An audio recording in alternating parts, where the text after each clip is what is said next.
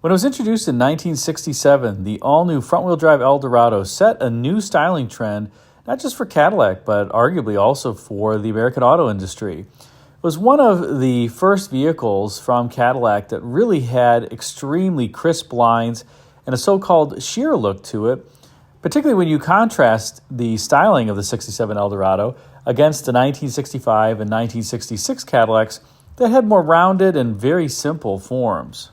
1970 would be the last year for the 67 to 70 Eldorado before it would change into an all-new vehicle for 1971.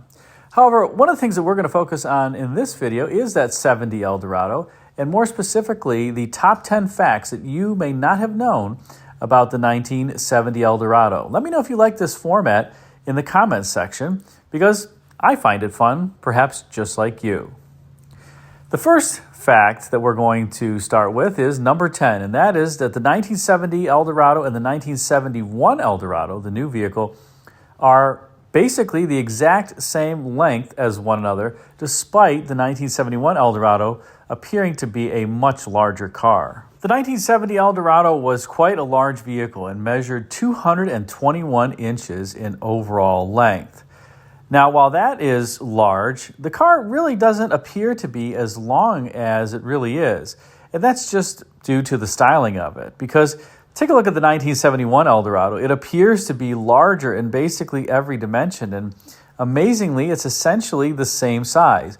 Both cars are 221 inches long. You might say that the 1971 Eldorado is a bit longer at 221.6 inches, but we're really splitting hairs at that point. There's less than an inch difference between these two vehicles. And I just can't get that out of my head when I see these two cars really side by side, because they're also almost the exact same width, despite the fact that the 1971 Eldorado appears to be absolutely enormous when compared to the 1970 version.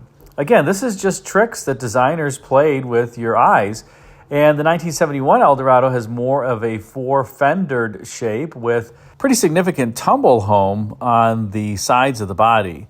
The 1970 Eldorado does have some tumble home as well, but it's just a completely different shape, and it really disguises the fact that the car is frankly huge. But again, the 1971 and 1970 Eldorado are effectively the same length and even the same width, despite the very different looks of the two vehicles. Let's move on to number 9. And at number 9, we have the reason behind the flat floor in the vehicle, and that is its longitudinally mounted front-wheel drive configuration. As I mentioned, the 1967 Eldorado was the first front-wheel drive Eldorado. Cadillac had actually used that name on other vehicles, but for 1967, the Eldorado became this personal luxury coupe with front-wheel drive. And the transmission and transaxle were really borrowed from the 1966 Oldsmobile Tornado. However, Cadillac did put its own exclusive 429 cubic inch engine under hood in that 1967 model year. But the fact that the car was front-wheel drive gave it an interesting advantage in the passenger compartment, and that was that this was really the first vehicle of the, I'll call it then modern era, that had a flat floor in it, a completely flat floor. No hump at all, because there was simply no rear-wheel drive transmission and a drive shaft that were going to the rear end.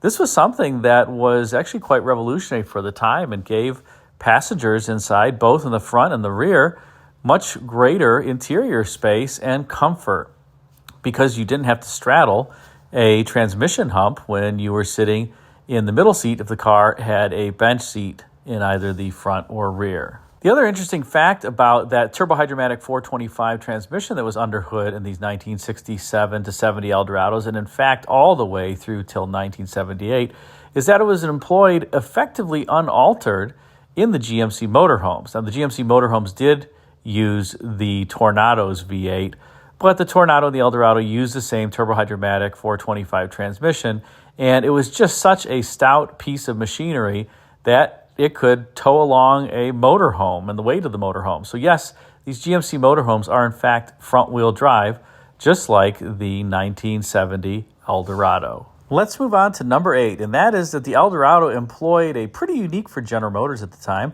torsion bar front suspension. Now, other auto companies, including some of the domestics like Chrysler, had employed torsion bars in their suspension setup for a number of years. Chrysler introduced its famous torsion air ride for the 1957 model year when the forward-look Chryslers were coming out. And even Packard had a super cool torsion bar ride that was actually self-adjusting. And some people loved that, some people didn't. But in any case, Packard also had a torsion bar ride for a number of years too in the mid-1950s.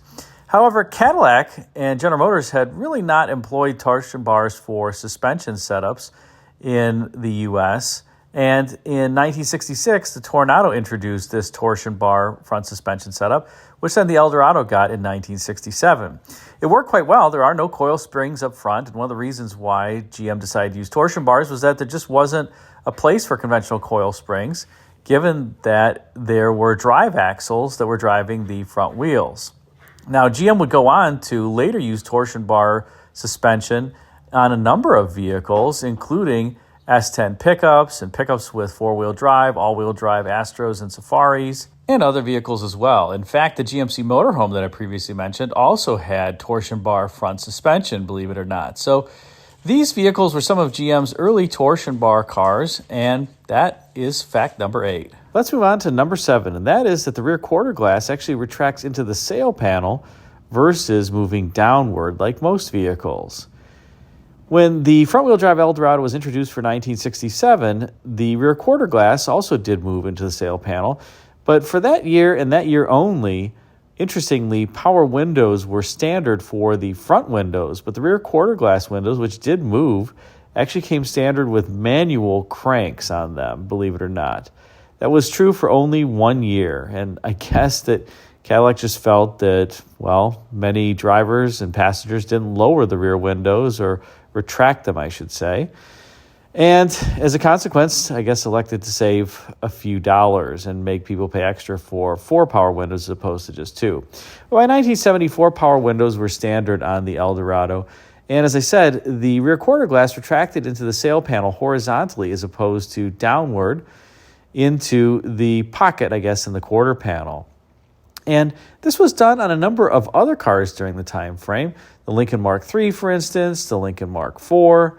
The Lincoln Mark V had fixed glass by that point, and even the later Mark IVs also had fixed quarter glass.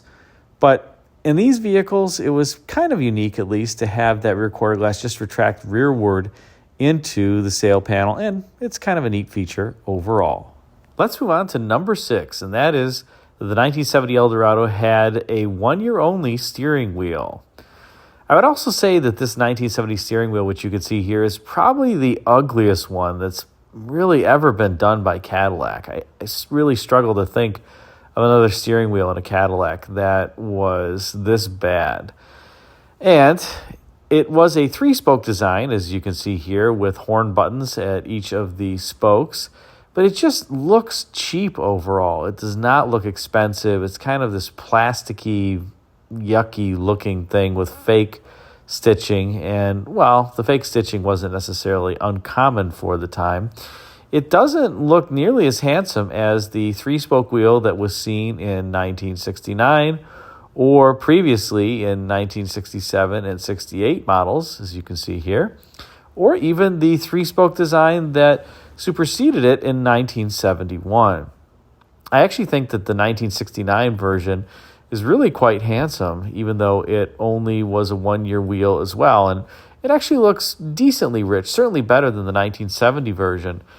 But for whatever reason, Cadillac decided to redo that 1969 steering wheel and come out with the 1-year-only 1970 steering wheel.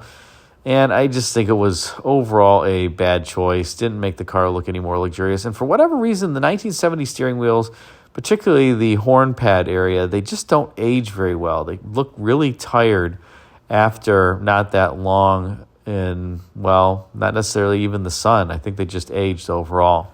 Oh well, let's move on to number 5. And at number 5, we have that you could get bucket seats in the 1970 Eldorado. Now, most every one of these 1970 Eldorados, and indeed the 1967 to 70 Eldorados, you'll see bench seats in them, and that was obviously super common during this time frame. Usually luxury buyers wanted the ability to carry 6 passengers if necessary, and particularly with that beautiful flat load floor that we were talking about before, why wouldn't you want the opportunity to carry 6 passengers? But a very rare option on the 67 to 70 Eldorados, as you can see here, were actually bucket seats. And when you ordered the bucket seats, you got this little kind of stubby console. It wasn't the full-length console that came in more sporty vehicles, or even in some cases the Riviera. But it was this kind of half console, as you can see here. And there was a storage compartment that opened.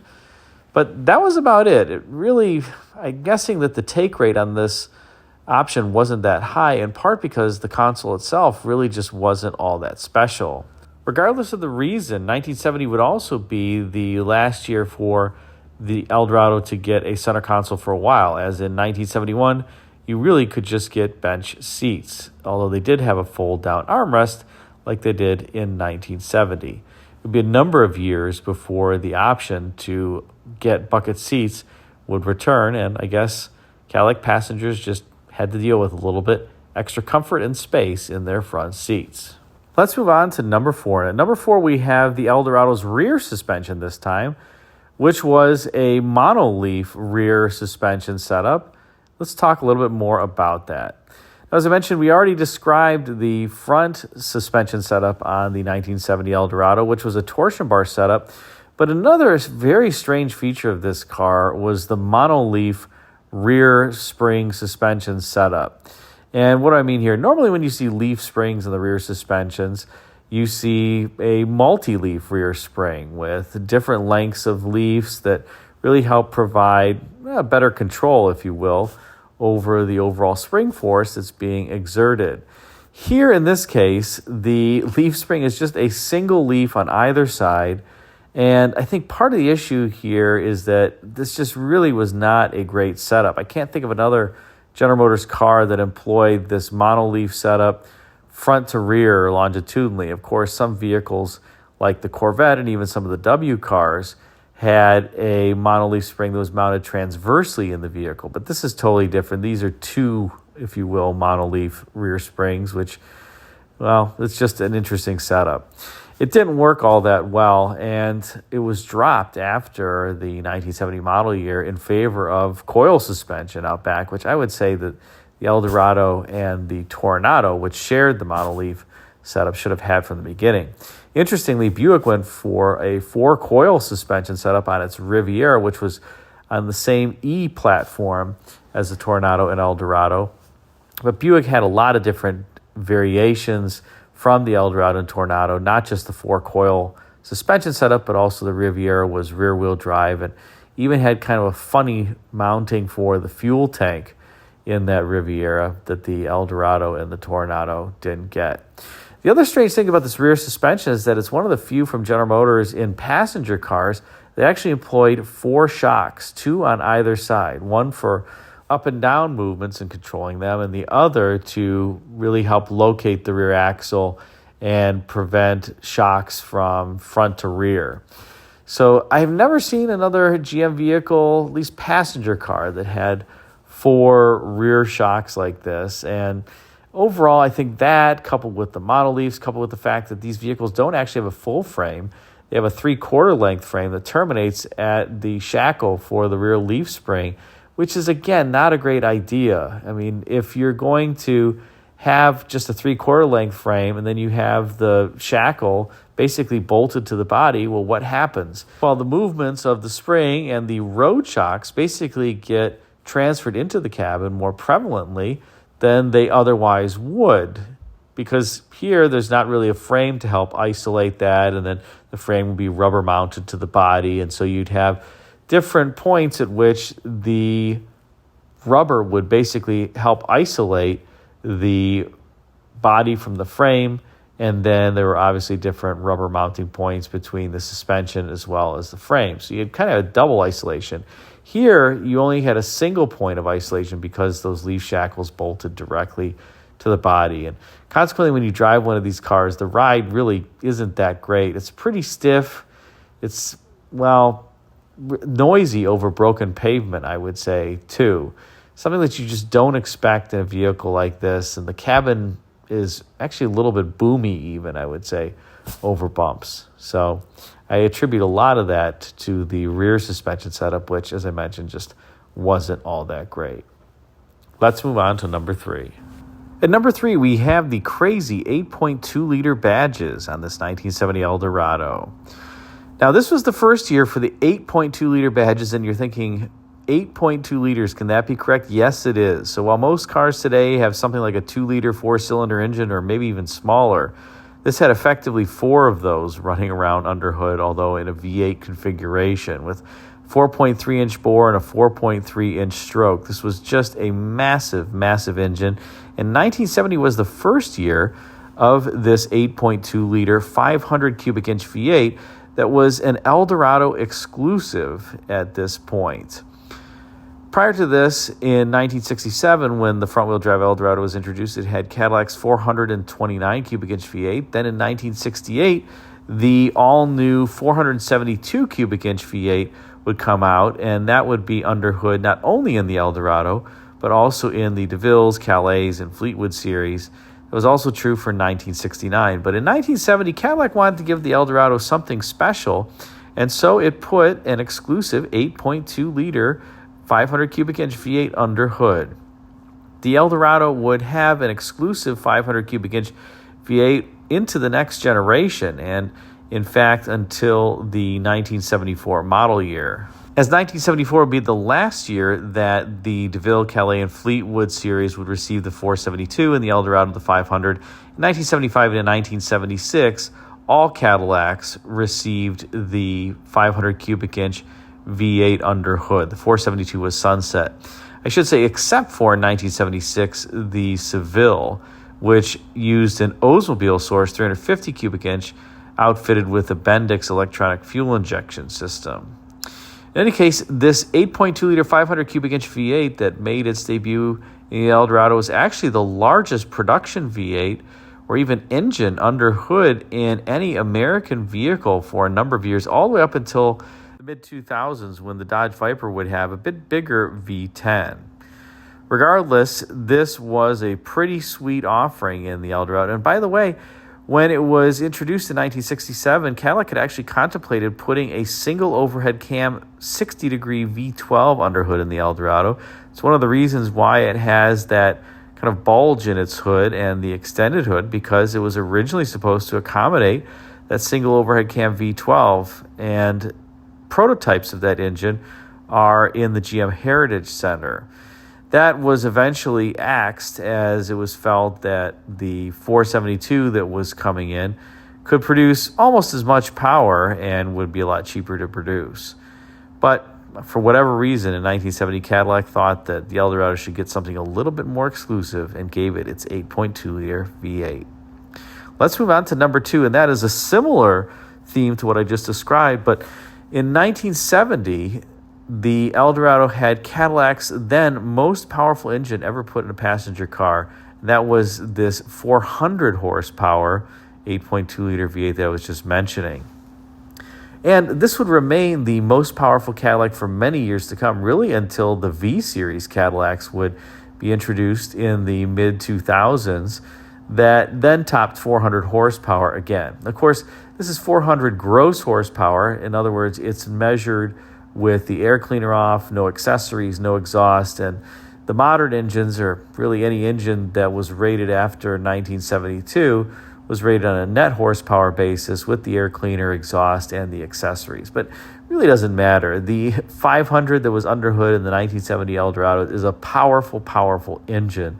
And the cars, especially when you stomp on the accelerator, they really go with a lot of scoot. It's pretty surprising how much speed that they can pick up. What's also amazing is how much horsepower would be trimmed from the 500 cubic inch 8.2-liter V8 in just a few short years. It would go from 400 horsepower, gross admittedly, down to 190 net horsepower in carbureted form in 1976. 190 horsepower from 8.2 liters. And you know what? Even the engine, it had a decent amount of torque, but it wasn't like it was producing 400 pound-feet of torque. It was producing in the mid-300s. So even that wasn't really all that great, if we're honest with ourselves. But it was smooth. I will give it that. It was durable. It was reliable. And I've owned a number of 1976 Eldorados They weren't all that fast, but they were relatively peppy. And the engines do wake up if you advance the timing, the base timing, you put dual exhaust in the car. Those two moves alone can yield you 50 incremental horsepower. So take it from 190 to 240. That's a pretty huge jump. But again, at number 2, we have this 400 horsepower was the most powerful V8 that was ever put in a Cadillac to that point and would remain the most powerful engine in a Cadillac for some time. And that brings us to number 1 on our list, and that is that the 1976 Regal Coupe actually copied the 1970 Eldorado's taillights. Now, that may seem somewhat interesting, but there's a bit of a story here, and that is that one of the designers on the 67 Eldorado, Wayne Cady, was by this point transferred to become head of Buick Studio and was responsible for designing the 1976 Regal Coupe. Now, another transfer to Buick from Cadillac was George Elgis, who was formerly the general manager of Cadillac. He became the general manager of Buick. So he and Wayne moved roughly at the same time from Cadillac to Buick. And apparently George had an affinity for these 1970 Eldorado taillights because he actually asked Wayne to replicate them on the 1976 Regal Coupe. So it was the general manager's request that Wayne was accommodating. And you can tell in the photo here, take a look at the 1976 Regal Coupe taillights, and then at the inset, the 1970 Eldorado taillights. They're identical, and that's the inspiration. Now, the one difference with the Regal was that the main lamp was actually horizontal, and the vertical lamp was just an auxiliary lamp. But it still retained quite a bit of that style that you can see in this 1970 Eldorado. And the 70 Eldorado had a unique taillight. It had a unique, very slim taillight, different from the 1969 model that preceded it. And there you have it, the top 10 things that you may not have known about the 1970 Eldorado. Let me know if you like this. If you did, be sure to like, comment, and subscribe. Check out the video thumbnails at bottom left and right for some suggestions for you. Thanks again for watching.